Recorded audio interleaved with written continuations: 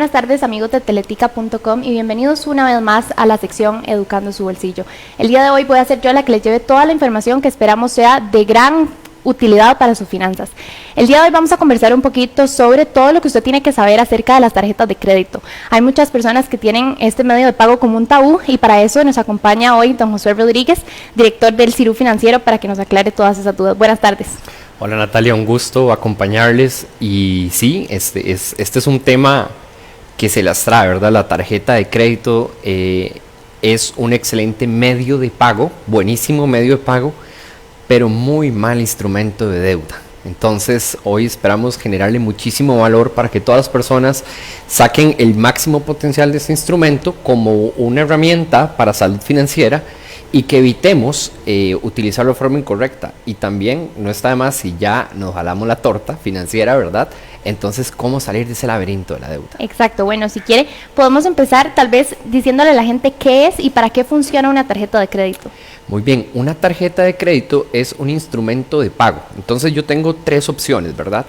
La primera opción es cuando tengo pagar en efectivo, ¿verdad? El dinero en efectivo. La segunda es utilizar el pago en tarjeta de débito, o sea, dinero electrónico. Y la tercera es utilizar la tarjeta de crédito como un medio de pago. ¿Dónde es que está el truco? En pagar esa tarjeta después, antes de la fecha de pago que se establece en el contrato de la tarjeta de crédito. Entonces, la tarjeta de crédito es un medio de pago, una sustitución o de la cuenta de ahorros o del efectivo, pero eso sí, utilizándolo que se pague después de forma de contado, de manera que no nos genere los intereses, que es lo que no deseamos. ¿Cuál es esa diferencia entre una tarjeta de crédito y una tarjeta de débito? Que tal vez es un concepto muy complicado para las personas. Ok, algo muy interesante que podemos utilizar como ejemplo para que sea coloquial. La tarjeta de crédito es como un alquiler del dinero, ¿de acuerdo? Entonces yo utilizo esa tarjeta, entonces yo tomo ese dinero prestado de la tarjeta, realizo mis compras frecuentes, normales, y después agarro y pago la totalidad de lo que yo gasté, ¿verdad? Hay una serie de incentivos y beneficios de hacer eso, tanto para la entidad financiera como para la persona que puede utilizar esta tarjeta. La tarjeta de débito básicamente es un instrumento financiero donde se reserva los ingresos que yo he tenido. Entonces, en otras palabras, en un tiempo, en un momento determinado, en una quincena, en un mes, yo voy a tener una cantidad de dinero determinada en mi tarjeta de débito, lo que me haya depositado mi patrón o lo que yo haya generado como trabajador independiente. Sin embargo, la tarjeta de crédito me sirve como una línea de financiamiento en el cortísimo plazo, en el muy corto plazo. Tal vez mencionemos algunos de los requisitos que se deben tomar en cuenta a la hora de abrir una cuenta de una tarjeta de crédito. Muy bien, cuando una entidad financiera hace un análisis para brindar una tarjeta de crédito a una persona, lo que va a ver es lo que se conoce en finanzas, liquidez y solvencia. O sea, si tiene los recursos para hacerle frente a los pagos de esa tarjeta y si tiene medios suficientes para hacerle frente en caso de que ya tenga que utilizarla como una deuda. Entonces se hace un estudio, se ve si la persona es una persona que tenga una actividad económica, o sea, que esté trabajando, generando ingresos. Normalmente ellos ya tienen acceso a partir de ciertos análisis, entre ellos la reputación financiera, que en Costa Rica se le conoce ese score crediticio como el reporte del SIC, donde van a ver qué tan bien portado es usted, si paga a tiempo y si ha hecho sus pagos completos. Eso le da el reporte del SIC. Y también hay otras empresas que se dedican a análisis de datos que van a hacer un análisis más complejo para ver si esta persona le ha hecho frente a sus obligaciones financieras, y de esta manera se determina si la persona puede adquirir o no una tarjeta de crédito. Y muy importante, el monto de la tarjeta de crédito, ¿verdad? Que ese es otro factor. Nosotros en CIRU no recomendamos utilizar tarjetas de crédito muy grandes. Por ejemplo, hay personas que andan 10,000, 15,000, 20,000 dólares en una tarjeta de crédito, y esto es un riesgo. ¿Y cuál es el monto más o menos que se puede considerar? Bueno. Ok, eso va a depender muchísimo del nivel de ingreso de la persona, pero yo le recomiendo que si la utiliza para gastos normales, debería ser alrededor de máximo el doble de los ingresos mensuales de la persona.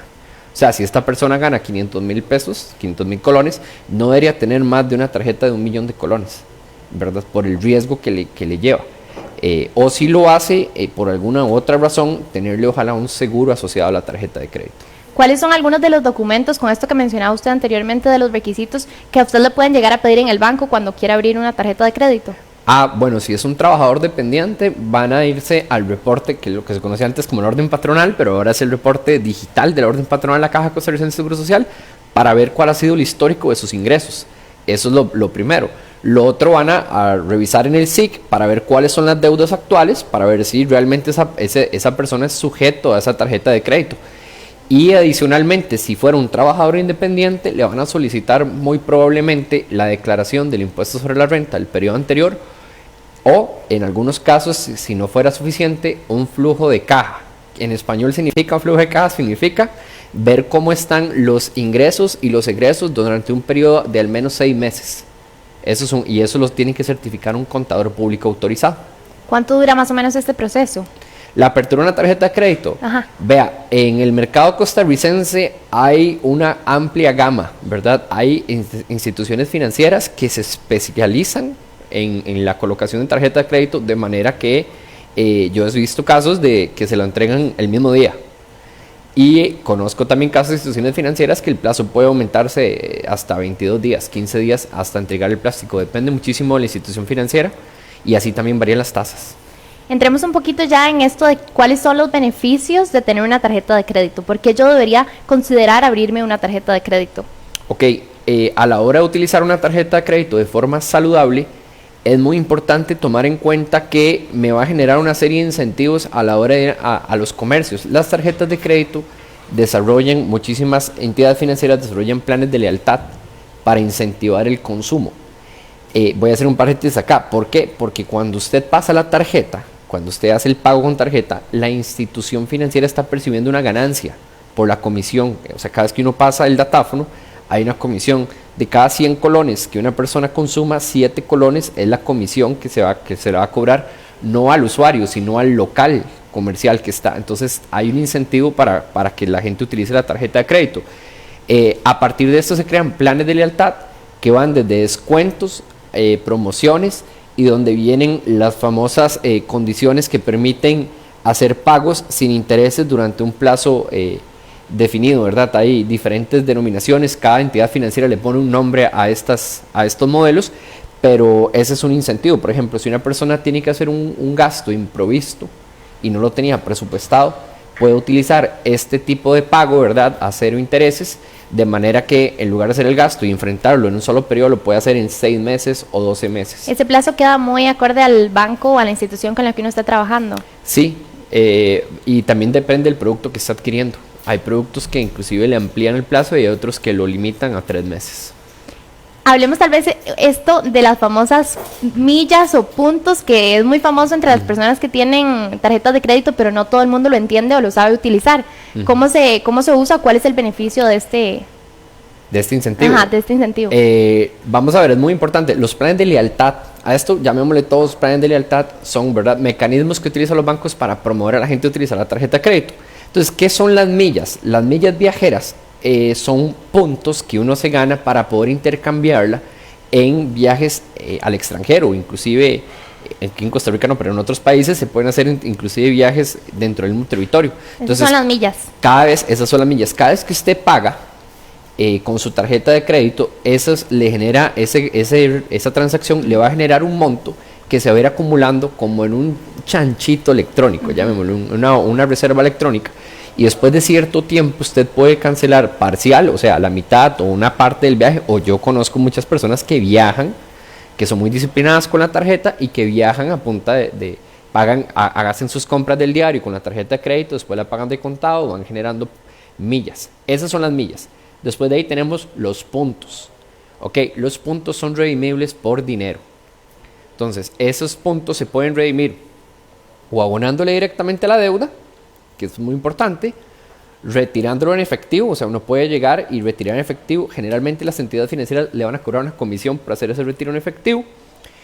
O lo puede utilizar para compras nuevas. Por ejemplo, usted se va a comprar, qué sé yo, una blusa o un regalo para un ser querido, y en ese momento usted llega y se da cuenta que tiene 40,000 colones en puntos acumulados con su tarjeta de crédito. Entonces usted utiliza esos puntos en lugar de pagar. Entonces ese es el incentivo de estos planes de lealtad. ¿Y cuántas millas o puntos se acumulan por compra? Eso tiene que ver mucho con el comercio, con el banco. Cada entidad financiera va a tener un reglamento que debe tener a disposición del público donde va a poder establecer cuál es el equivalente de esas millas y cuánto las puede cambiar, ¿verdad? Va a variar entre cada institución financiera. Entonces no hay como un estándar, como si fuera un tipo de cambio, ¿verdad? Establecido para las millas o los puntos, sino que va a diferenciar de cada institución financiera. Este pago sin intereses a plazo que usted mencionaba anteriormente, ¿qué tan conveniente es eso para el cliente? Porque hay algunas personas que creen que van a meter intereses o que al final no es tan rentable. Es que hay que tener cuidado porque hay diferentes mecanismos. Hay unos que le llaman, voy a utilizar un nombre como ejemplo, que le llaman mini cuotas o micro cuotas o pequeñas cuotas. Este sí tiene tasa de interés implícita. ¿Ok? Los que dicen cero interés o que dicen que tienen esta famosa tasa pues, sin intereses, estos lo que uno hace es que va haciendo el pago de contado. Entonces se genera una deuda dentro de la tarjeta y mes a mes, si fueran 6 meses, se parte la deuda en 6 pedacitos y se carga al saldo la tarjeta. ¿Dónde está el problema, Natalia? El problema está cuando utilizamos la tarjeta de crédito para darnos un estilo de vida por encima de nuestras posibilidades. Entonces financiamos este viaje a Disney. Yo se lo digo porque, bueno, nosotros en nuestra organización atendemos muchas personas, entonces tenemos una frase que es: lujos vemos, deudas no sabemos. Entonces a veces vemos esa foto en Facebook de la persona, ¿verdad? En Disney, y siempre decimos, bueno, si tuviéramos un rayo de X financiero, y veríamos el saldo de la tarjeta, ¿verdad? En ese viaje. Entonces ahí es donde está el problema, cuando utilizamos la tarjeta para vamos a ver, gastar por encima de nuestras posibilidades, gastar dinero que no tenemos. Ahí es cuando empezamos a tener una relación tóxica pues con el dinero, y ahí es donde se desvirtúa este producto financiero. Bueno, estas son algunas cosas de las que tenemos que tomar en cuenta antes de tener una tarjeta de crédito, pero ahora conversemos. Cuando tengo una tarjeta de crédito, ya la tengo. Entonces, empecemos si gusta con las fechas. Esto es también un tema como un poco complicado para las personas, la fecha de corte, la fecha de pago, la fecha de inicio. ¿Cuál es la diferencia entre todas estas? Ok, muy bien. Vamos a imaginarnos una línea, ¿verdad? Imagínense una línea y la dibujamos así. Y entonces tenemos 3 cortes bien sencillos: la fecha de inicio, la fecha de corte y la fecha de pago. Vea qué fácil, solo son 3. Esas son las que yo tengo que tomar en cuenta. La fecha de inicio es el momento a partir de donde las compras se van a empezar a acumular. Entonces yo, gasté el día, digamos que la fecha de inicio es, para hacerlo sencillo, el primer día del mes, 1 de marzo. Entonces el 5 de marzo yo gasté $100, el 10 de marzo gasté otros $100, ya llevo 200, y el 15 de marzo gasté otros 100, ¿verdad? Y así consecutivamente. Y la fecha de corte, que generalmente son 30 días, ¿verdad? Desde la fecha de inicio hasta la fecha de corte, es el momento en el que agarran y suman todo lo que yo gasté en ese periodo de tiempo. Ok, esa es la segunda fecha de corte, el momento en que suman todo. Eso es lo que se cobra del 1 de marzo en este caso al 30 de marzo. Okay. Todo lo que gastamos en ese periodo de tiempo. Todo lo que gastamos. Ahora sí, lo que le dice la institución financiera es: usted tiene tiempo hasta la fecha de pago para cancelar todo lo que usted gastó. ¿Ok? Entonces la regla es: si usted agarra y gastó $500, digamos, siguiendo el ejemplo, y la fecha de pago es 15 días después de la fecha de corte, o sea, si estamos el 30 de marzo, quiere decir que el 15 de abril yo debería tener esa fecha de corte. Entonces, fecha de inicio el 1, fecha de corte el 30 y fecha de pago el 15. Durante esos 15 días, puede ser el día 1 o el día 15, yo tengo que tomar la decisión de hacer 2 tipos de pagos. ¿Ok? Yo puedo hacer el pago de contado, que sería lo ideal. ¿Ok? O puedo elegir hacer el pago mínimo. ¿Ok? ¿Y cuál es esa diferencia? El pago mínimo, lo que hace la diferencia es que cuando la tarjeta de crédito deja de ser un medio de pago y se convierte en una deuda, la institución financiera ahora sí le empieza a cobrar intereses a la persona. Ahí es cuando viene el problema. Ahí es donde viene el problema. El problema es cuando decidimos, ok, voy a utilizar esto como instrumento de deuda. Ahí es donde está el problema, porque eso, le voy a hacer una analogía. Es como agarrar la tarjeta de crédito como instrumento de deuda, es como agarrar el cuchillo con el que uno cocina y pica la cebolla y el ajo y todas las carambadas y lo utiliza para ir a cortar el césped, ¿verdad? De la cochera. ¿Usted lo va a poder hacer? Sí, pero va a quedar todo hecho leña, usted va a quedar todo hecho leña al césped. Entonces muchas veces utilizamos la herramienta inadecuada para el proceso inadecuado. Entonces, ¿cuánto nos puede costar eso?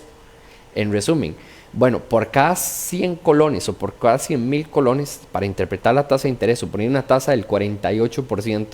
Y esa tasa es una tasa base, digamos, como que... Sí, vamos a dar una tasa que es cercana al promedio que da el estudio del MAKE. El Ministerio de Economía hace un estudio periódico de tarjetas de crédito y la tasa anda por ahí en el 48. Entonces, ¿cómo interpretamos esa tasa?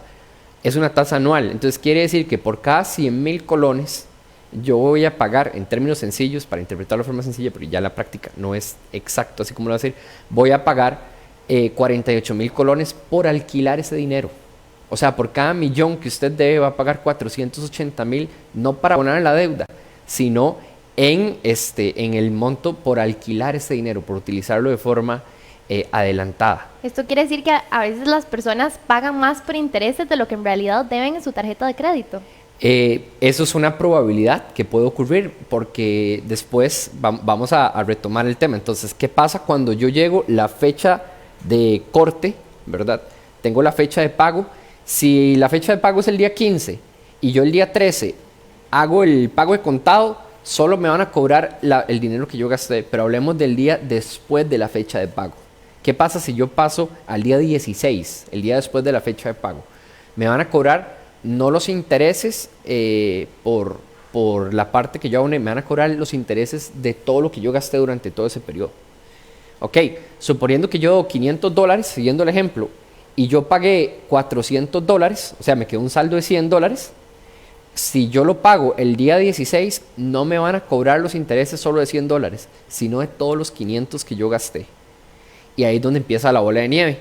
Porque si yo el mes siguiente vuelve a iniciar el proceso, ¿verdad? Fecha de inicio, fecha de corte y fecha de pago. Entonces, si yo sigo esa bola de nieve, entonces yo ya tengo acumulados los gastos de este primer periodo, más los gastos de este segundo periodo, y a una tasa de interés altísima, y ahí es donde empieza la relación tóxica con el dinero. Entonces, esto quiere decir que si a una persona se le pasó pagar, le faltó pagar 1,000 colones, entonces la tasa de interés sería por sobre todo el monto y no por sobre esos 1,000 colones. Exactamente. Así ahí es donde viene el problema. Ahí es donde viene, por eso hay que saber jugar en las reglas. Inclusive, si uno no paga, en muchas entidades financieras, si uno no paga en la fecha, hasta el máximo de la fecha de pago, o antes, si usted paga el día siguiente, hay multas, y yo he visto multas de hasta 7,000, 8,000 colones, así sea la deuda de 500 colones.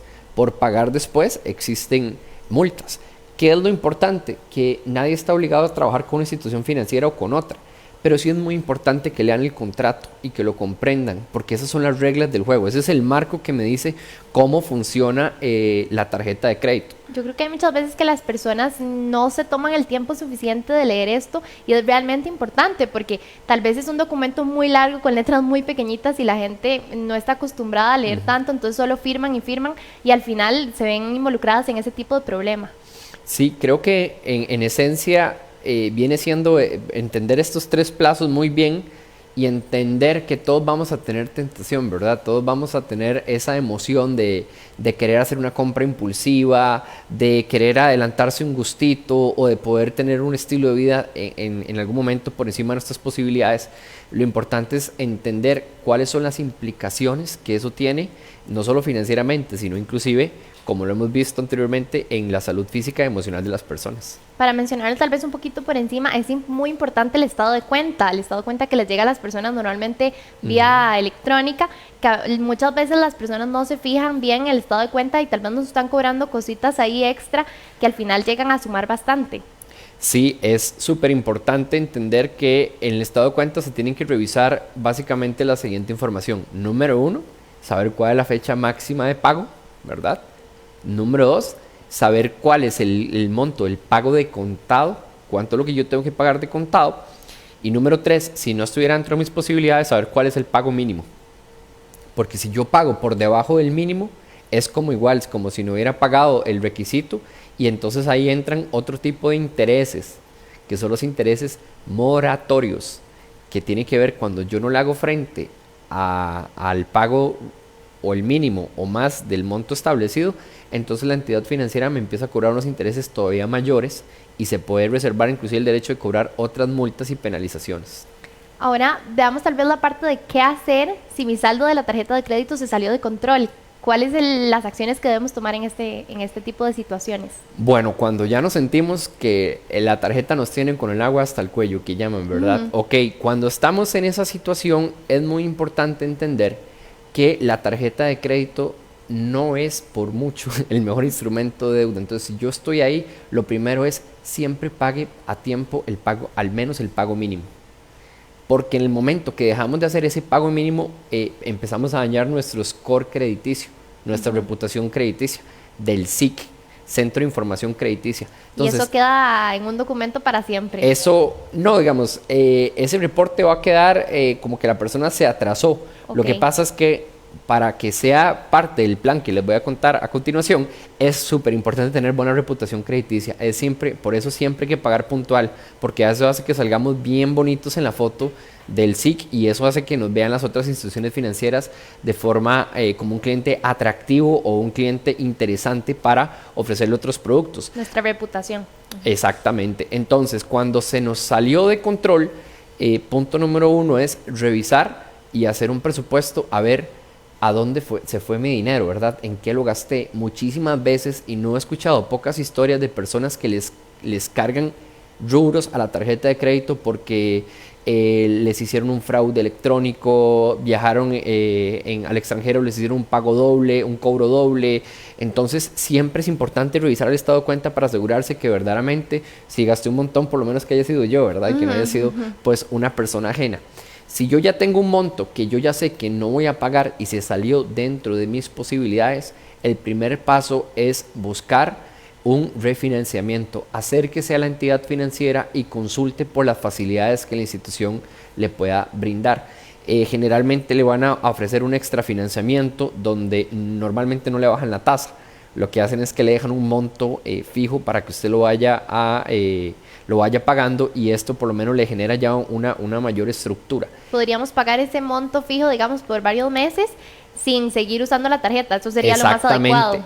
Claro, lo que pasa es que aquí viene donde viene la ingeniería financiera. Entonces lo que hacen es que te dicen, bueno, te liberé la tarjeta, la seguís manteniendo y el pago de la cuota se te va a cargar en la tarjeta. Entonces, si yo no pago la tarjeta a tiempo nuevamente, no solo quedo moroso con esta deuda, sino que se vuelve a convertir en otra bola de nieve con los intereses. Entonces hay que tener muchísimo cuidado con este tema de los extrafinanciamientos, porque es una opción que es viable, que ofrecen las entidades financieras, pero hay que ser muy consciente a la hora de realizarlo.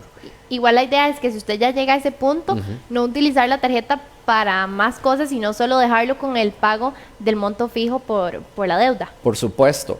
Acá hay que hacer un análisis también cognitivo y conciencia, ¿verdad? Nosotros tenemos una frase que es corazón, mente, billetera. O sea, ¿qué pasó en mis emociones que no me hizo estar consciente de mi nivel de consumo que me llevó a esta situación tan tóxica, como dicen ahora, con el dinero?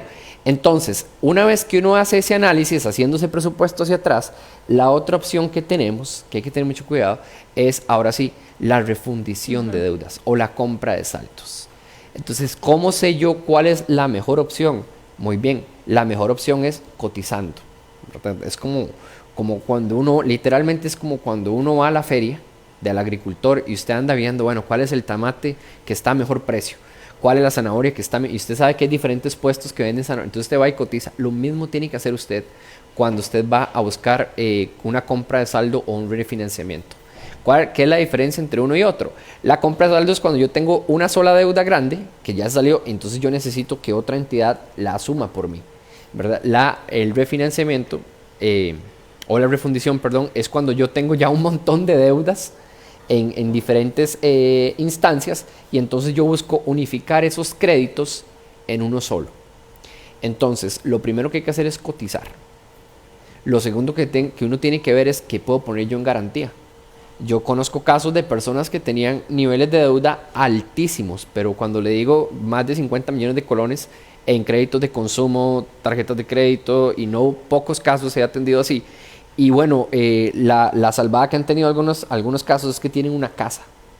Entonces las personas agarran y hacen un crédito hipotecario y refunden todas esas deudas. Entonces al final no es que van a pagar menos, siguen pagando lo mismo, pero a una tasa de interés más baja y a un plazo más largo, lo que hace que el monto que tengan que pagar mensualmente sea más bajo y eso les dé un poquito de respiro.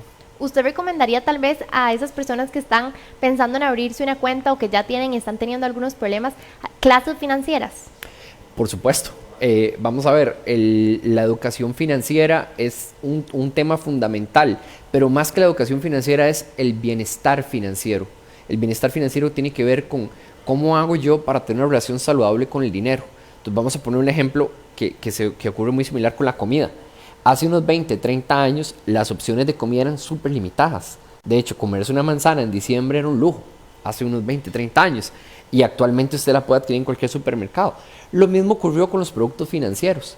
Hace unos 20, 30 años habían si acaso 2, 3 instituciones financieras que ofrecían tarjetas de crédito. Actualmente supermercados, financieras por todo lado. Entonces, en esa gran línea de productos financieros, como todo, van a haber algunos que son muy caros, unas tasas muy altas, y otros que son pues más cómodos. Entonces uno tiene que aprender a discernir y decir, no, esto es malo para mi salud financiera, me va a hacer daño, ok, esto lo voy a tratar de evitar. Y por otro lado, tratar de utilizar productos financieros adecuados. Y sobre todo entender que el dinero tiene 5 dimensiones y que es muy importante cuidarlas, que tienen que ver con el gasto, ¿verdad?, que tienen que ver con mis hábitos de consumo, con el ahorro, y el ahorro en 3 dividamos, lo que es el ahorro para emergencias, el ahorro para sus proyectos y el ahorro para pensión. Luego la deuda, que es lo que estamos hablando hoy, donde tenemos que tratar, lo recomendable es que de cada 100 colones que yo gano, no destinar más de 35 a la deuda. Por cada 100,000 colones que yo gano, yo no debería destinar más de 35. Si me paso de eso, ya estoy un poquillo enfermillo financieramente. Después de la deuda, hay que trabajar muchísimo en las inversiones financieras, que es aprender a poner el dinero a trabajar para nosotros, para finalmente una palabra que al costarricense le suena similar, pero al mismo tiempo ajena, que es el patrimonio. Que el patrimonio es el resultado de todo lo que yo tengo menos todo lo que yo debo, porque no somos dueños de lo que tenemos, somos dueños de lo que ya pagamos, y eso es el patrimonio financiero. Entonces, por supuesto, la educación financiera es estar consciente de mi relación con el dinero y tener las herramientas para poder manejarlo de forma correcta.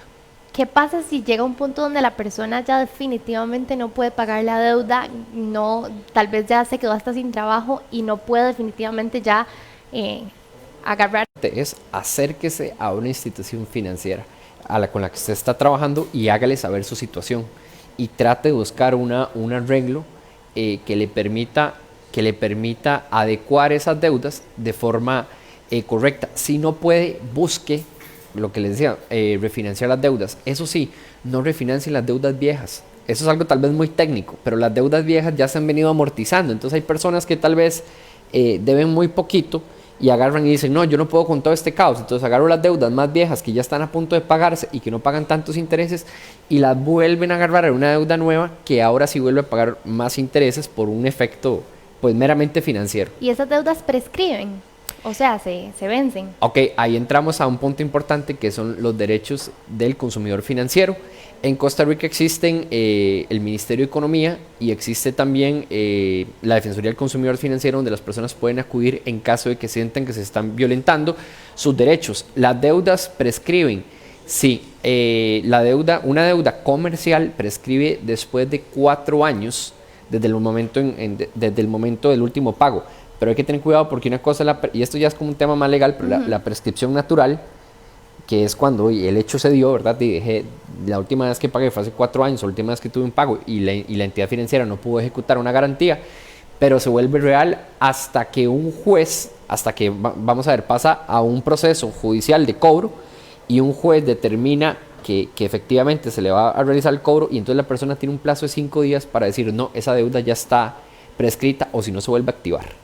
Eso en el caso de deudas comerciales. Y en el caso de deudas hipotecarias o prendarias, como por ejemplo la de un vehículo, hipotecarias, una casa, la prescripción dura hasta 10 años. Ok, Josué, muchísimas gracias por aclararnos todas estas dudas. Yo creo que me quedó súper claro y espero que a los que nos están observando también. Muchísimas gracias por su sintonía y los esperamos el otro lunes en una edición más de Educando su Bolsillo.